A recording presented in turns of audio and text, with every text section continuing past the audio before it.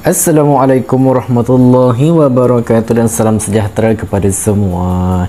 Jadi untuk hari ini merupakan hari ketiga untuk hashtag Sehari Selembar Ilmu edisi Perkasa Chemistry. Jadi untuk hari yang ketiga ini kita akan go through untuk tajuk tingkatan 4 bab 2 iaitu jirim dan struktur atom. Jadi soalan yang kita ambil adalah soalan daripada Melaka 2020 dan soalan ini dia tanya antara bahan berikut yang manakah terdiri daripada molekul. Jadi diberilah 4 pilihan jawapan, iaitu kita ada gas helium, gas klorin, natrium karbonat dan juga kuprum 2 oksida. Dan kalau awak nampak dekat sini jawapan kita adalah B, iaitu gas klorin yang merupakan molekul. Jadi kita tengok sikit dekat bahagian nota kaki ni, kita tulis apa? Dekat bahagian nota kaki ni, yang pertama, unsur helium berada di kumpulan 18 dalam JBU. JBU ni adalah jadual berkala unsur dan ia merupakan unsur monoatom. Ya, ini ada satu atom sahaja. Okey, yang ini awak jangan risau, selebihnya nanti saya akan explain kemudian. Okey, dan yang kedua dan yang ketiga, okey, natrium karbonat dan juga kuprum 2 oksida, kedua-duanya merupakan sebatian ionik. Okey, jadi sekarang ni kita nak jelaskan beberapa perkara. Yang pertama sekali dari segi terms. Okey, dari segi terms. Kalau awak nampak dekat sini, okey, kebanyakannya dalam soalan, okey, kalau keluar dalam soalan SPM, tak kisahlah objektif ataupun subjektif, awak akan jumpa dua common terms ini. Yang ini apa dia? Yang pertama adalah zarah, and then yang pertama adalah jirim, yang kedua adalah zarah. Jadi dekat sini awak kena alert dan awak kena faham terms zarah itu dia merujuk kepada apa, terms jirim pula dia merujuk kepada apa. Jadi jirim ini awak kena sentiasa ingat, jirim ini dia merujuk kepada pepejal gas cecair. Okey, pepejal gas cecair. Jadi kalau ada dalam soalan, okey, dia minta keadaan jirim sesuatu bahan tersebut pada suhu bilik. Jadi bila dia minta keadaan jirim, okey, keadaan jirim, maksudnya jawapan awak mesti konsis sama ada pepejal, gas ataupun cecair. Itu dia. Ini awak kena faham dari segi terms sebab ramai students dia tersilap dua terms ni. Okey, and then kalau dari segi zarah pula, maka zarah merujuk kepada molekul, ion dan juga atom. Okey, sebab ramai sangat students dia tersalah dari segi terms. Okey, dia tak dapat nak bezakan jirim, dia tak dapat nak bezakan zarah. Okey, sepatutnya jirim pepejal gas cair, tapi dia nyatakan molekul, ion, atom. Jadi dekat situ dah bercanggah, maka awak tak akan dapat jawapan lah, tak akan dapat markah dekat situ. Jadi ini dari segi terms yang pertama, awak kena sentiasa ingat jirim merujuk kepada pepejal gas dan cecair, manakala zarah merujuk kepada molekul, ion dan juga atom. Jadi kita berbalik kepada soalan. Soalan diminta antara bahan berikut yang manakah terdiri daripada molekul. Jadi molekul ini merujuk kepada apa? Merujuk kepada zarah. Okey, ini mengenai dengan perkara yang pertama. Okey, and then yang kedua, kita kena tengok dari segi apa maksud sebatian ionik.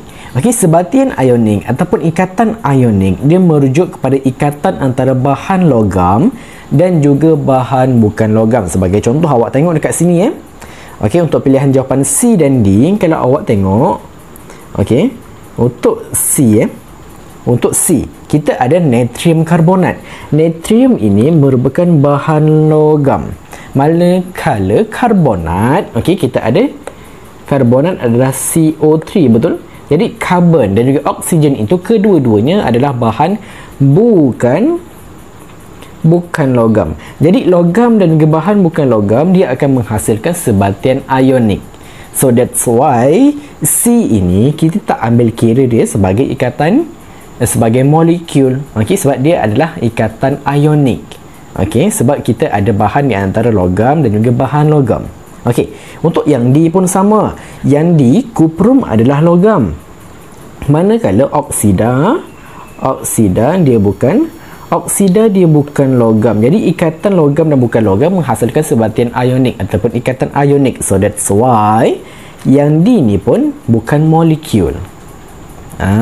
Okey, itu dia. Jadi saya nak terangkan juga dekat sini. Okey, kalau awak nampak dekat sini kan, natrium karbonat dan juga kuprum 2 oksida, dia tak nyatakan formula kimia dia.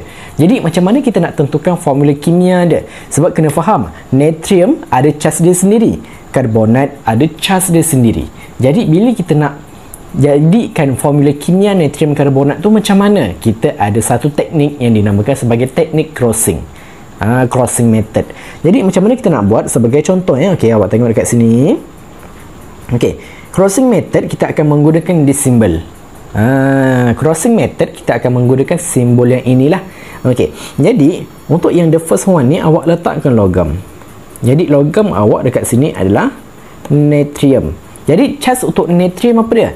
Charge untuk natrium adalah positive 1.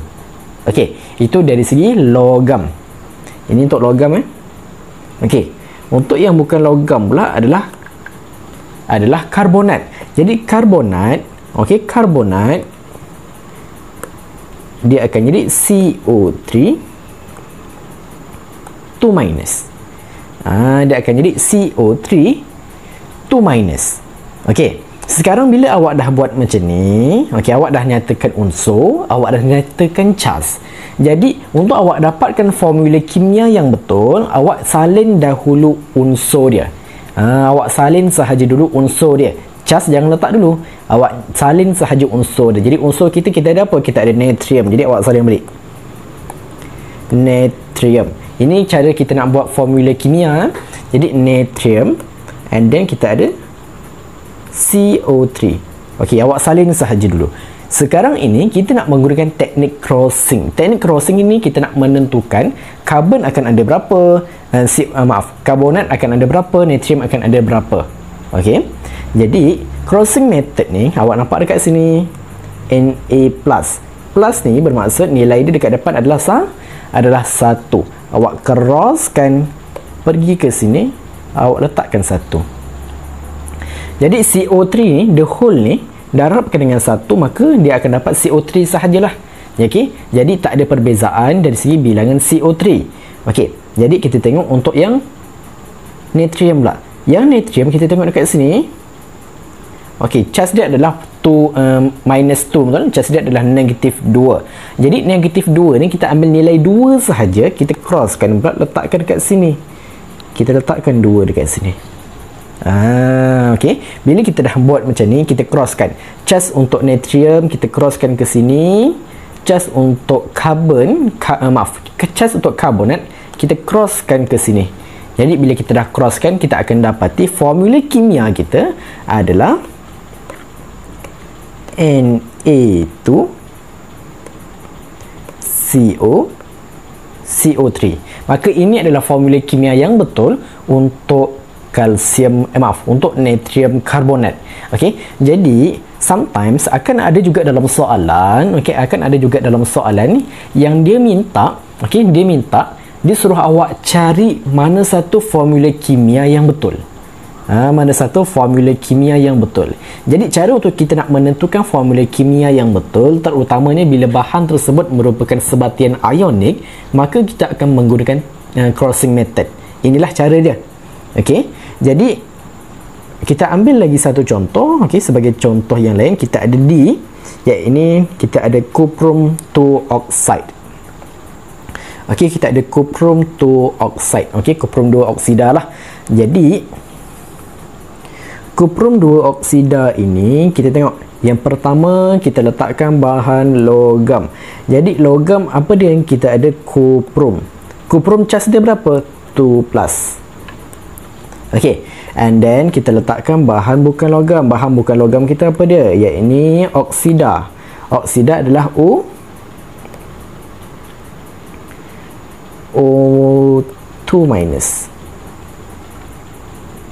Okey, O2-. Okey, jadi sekarang ini, okey sekejap yang logam ni, bukan logam ni saya bawakan dekat atas sikit. Okey, jadi bila awak dah nyatakan macam ni, kita dah letakkan Cu2+, kita dah letak O2-. Sekarang ni kita crosskan dia. Okey, belum cross lagi. Kita tuliskan dulu dekat bawah ini unsur yang ada. So kita ada unsur Cu, kita ada unsur O. Okey, sampai sini baru kita crosskan. Okey, 2 dekat sini, crosskan letak sini. Okey, kat sini ada 2 lah. And then dekat sini pun ada 2 juga. Awak crosskan letak kat sini ada 2. Okey, jadi formula kimia yang kita akan dapat adalah Cu2 O2, betul? Tapi sekarang ni awak tengok dekat sini. Kuprum ni ada 2. Oksigen ni ada 2. Bila kita dapati bahawa bilangan dia adalah sama, maka kita boleh ringkaskan dia menjadi formula empirik. Jadi dalam arti kata lain, yang awak dapat ni Cu2O2 ini apa dia? Ini adalah formula molekul. Okey, ini adalah formula molekul. Okey, jadi formula molekul ni apa dia? Formula molekul adalah nisbah mol yang sebenar. Jadi kalau awak ikutkan nisbah mol yang sebenar untuk kuprum 2 oksida adalah Cu2O2. Tapi awak akan dapati, okey, kalau awak dah banyak jawab latihan dan sebagainya, awak akan dapati sebenarnya kuprum oksida dia punya formula kimia adalah CuO. Adalah CuO. Jadi CuO ni apa? CuO ni dia sebenarnya adalah formula empirik. Okey, formula empirik. Okey, kenapa daripada formula kimia, kenapa daripada formula molekul kita kena transform dia kepada formula empirik? Okey, formula molekul kita kena tukarkan dia kepada formula empirik bila kita dapati bahawa bilangan atom tersebut kita boleh ringkaskan. Sebagai contoh, awak nampak dekat sini kuprum ada 2, O pun ada 2. Jadi kita boleh ringkaskan dia dengan bahagi 2, maka akan dapat Cu1O1. Maka kuprum oksida CuO ini adalah bilangan nisbah mol yang terringkas. Jadi ini akan jadi formula empirik, manakala Cu2O2 tadi adalah formula molekul. Jadi ini adalah cara untuk awak nak tentukan, okey, untuk awak nak tentukan apa dia? Untuk awak nak tentukan formula kimia melalui crossing method. Okey, dan ini juga awak boleh gunakan sekiranya awak nak buat sekiranya awak nak buat bersamaan kimia seimbang pun tak ada masalah dekat situ. Okey, so sekarang ini kita dah bincangkan untuk yang C, kita dah bincangkan untuk yang D. Okey, sekarang ni kita nak bincangkan pula kenapa jawapan kita B bukan jawapannya A. Okey, sekarang ni awak tengok sekarang ni kita kena faham apa yang dikatakan dengan molekul, apa yang dikatakan dengan ion, apa yang dikatakan dengan atom. Untuk yang ion, saya rasa awak dah jelas lah berdasarkan pilihan jawapan C dan D tadi, awak dah jelas lah. Okey, jadi untuk atom, atom ni apa dia? Okey, atom ni apa? Atom ini dia menunjukkan bahawa dia ada satu unsur sahaja. Dia ada satu unsur sahaja. Contoh, kita ada hidrogen, kita ada oksigen. Maka ini adalah atom. Atom hidrogen, atom oksigen. Okey, kalau molekul, kalau molekul dia mesti consist of 2 atau lebih daripada satu atom. Okey, kalau molekul dia mesti consist 2 atau lebih daripada satu atom. Contoh molekul apa dia?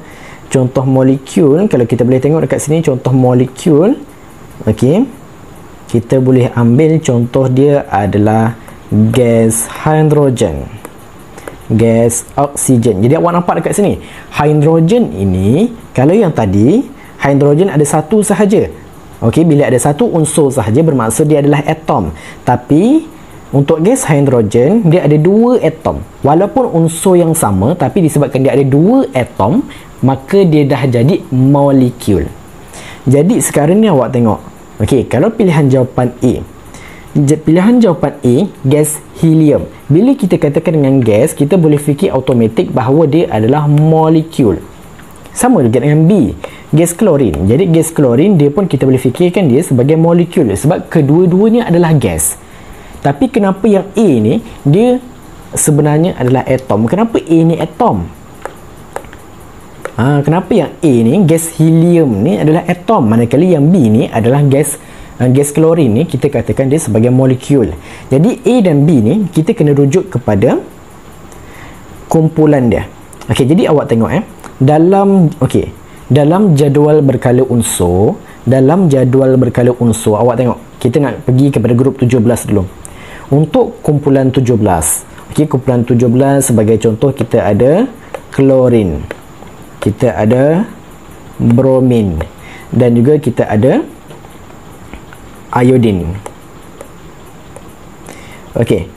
Sekarang ni saya nak awak tengok dekat bahagian ini sahaja. Kita pergi kepada grup 17 dulu. Okey, grup 17 dalam jadual berkala unsur adalah dui atom. Okey, tengok keyword ni. Dia kata dui atom. Maksud dui atom ada dua. Okey, dui tu maksud dia dua. Bermaksud setiap unsur yang ada dalam kumpulan 17, okey, 17, tak kisahlah dia gas ke, pepejal ke, cecair ke, dia mesti consist dua atom bagi setiap unsur. Bermaksud dia akan jadi Cl2, Br2, I2. Okey, sebab itulah awak nampak dia gas ke, pepejal ke, cecair ke, formula kimia dia mesti Cl2. Kalau bromin Br2, kalau iodin I2. Kenapa? Sebab dia dalam kumpulan 17 itu sendiri dia adalah dui atom. Dui atom, bila kita kata dui, bermaksud ada dua. Bermaksud ada dua. Okey, jadi kita tengok. Kalau helium tadi, kalau dalam gas helium tadi, dia berada dalam kumpulan 18 Dia berada dalam kumpulan 18. Dan kumpulan 18 dia adalah monoatom. Beza monoatom dan dui atom, mono satu, dui dua. Jadi dalam kumpulan 18 tak kisahlah dia pepejal ke, gas ke, cecair sekalipun, tapi bila dia berada dalam kumpulan 18, formula dia akan jadi ada satu atom saja. Contoh kalau gas helium tadi dia akan jadi He sahaja. Dia bukan ada He tu, tak ada. Ini salah. Jadi dia ada He sahaja. Kenapa? Sebab dia berada dalam kumpulan 18 dan kumpulan 18 sifat dia adalah monoatom. Ada satu sahaja atom. Tapi kalau klorin tadi, klorin berada dalam kumpulan 17 dan sifat dia adalah dui atom. Okay, so that's why kita berbalik semula kepada molekul. Maksud molekul tadi apa dia?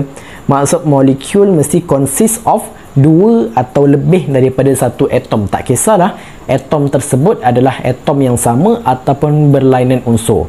Okey, jadi awak tengok dekat sini, kalau gas helium ni dia akan jadi He. Kalau gas klorin dia akan jadi Cl2. Jadi He ini walaupun dia gas, dia sebenarnya adalah air, dia sebenarnya adalah atom sebab dia adalah monoatom dalam kumpulan 18. Jadi Cl2 ada dua unsur ataupun ada dua atom unsur klorin, bermaksud dia molekul. Jadi saya harap awak jelas Okey, jadi ini adalah penerangan kita yang penting lah. Okey, yang pertama dari segi maksud. Okey, dari segi terms kita, iaitu jirim dan juga zarah. Jangan tersilap dekat situ. And then apa yang kita katakan dengan sebatian ionik ataupun ikatan ionik, iaitu dia adalah ikatan di antara bahan logam dan bukan logam. And then macam mana kita nak tentukan formula kimia bagi sesuatu unsur tersebut, iaitu menggunakan crossing method pun saya dah ajar. Okey, and then kita belajar sikit mengenai formula molekul, formula empirik, dan sekarang ini kita dah tahu bahawa kumpulan 18 dia adalah monoatom, ada satu atom sahaja. Kalau kumpulan 17 dia adalah dui atom, maksudnya ada dua. Jadi saya harap awak dah jelas dekat sini kenapa jawapan kita adalah B, iaitu gas klorin, dan bukanlah A, iaitu gas helium. Okey, jadi kita akan jumpa untuk hari yang keempat.